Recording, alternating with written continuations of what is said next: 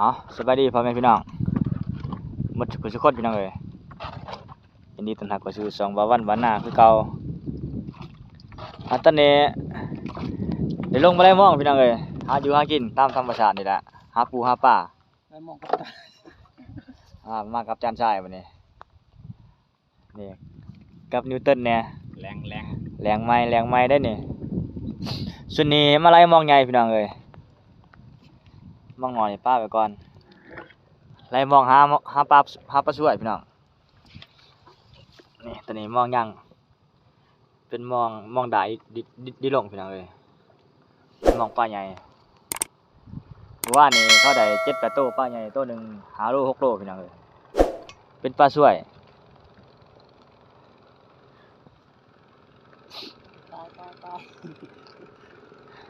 ตอนนี้ก็กำลังตกหมอออกมาเนาะเดี๋ยวก็สิหอจุดบอลปูแล้วเพิ่นงานเพิ่นเฮือใหญ่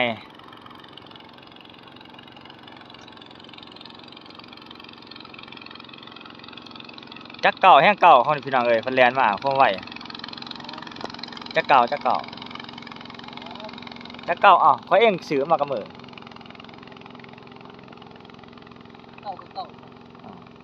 13ขายแพงขาย13เลยขาย13มันสิจักเก่าอันนั้นก็แม่นทีมงานสัพประมงหาปลาเฮากำลังนั่งรอท่าน้ำโยดแล้วเขาจะออกจะไล่หม่องตอนนี้น้ำมันยังนึงหลายน้ำมันยังหมากอยู่เขาก็เลยบ่เผาไล่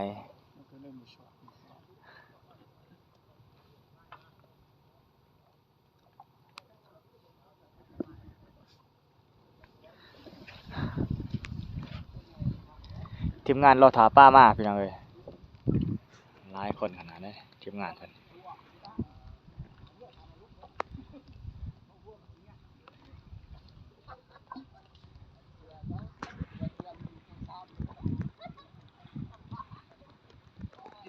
ทีมงานหาปลา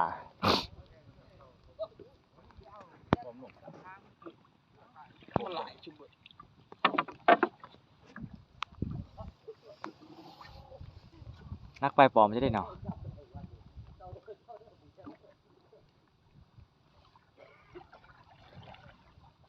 อ้าวตอนนี้ทำประกันกู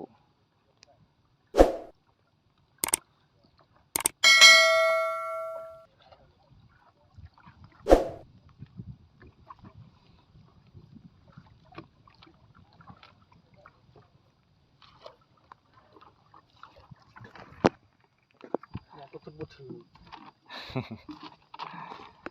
ขึ้นบ่แลมันเป็นจะได้กับปลอมมาลังฮะปอมบ่หลายมองเบากว่าดอง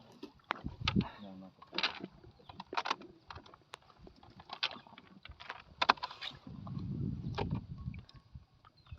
น้ำใส่ปลอมอันนั้นมันใช้ทั้งหรอบ่บ่ไล่ฝนไปยัง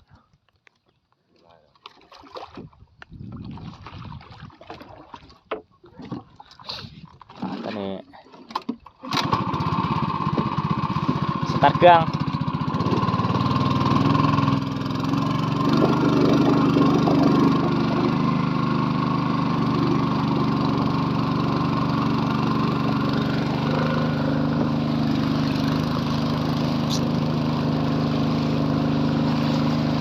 อะไรบ้างกำลังไล่มองเนี่ยท้องรองอย่างเลยทีมงานทราบประมงมาเด้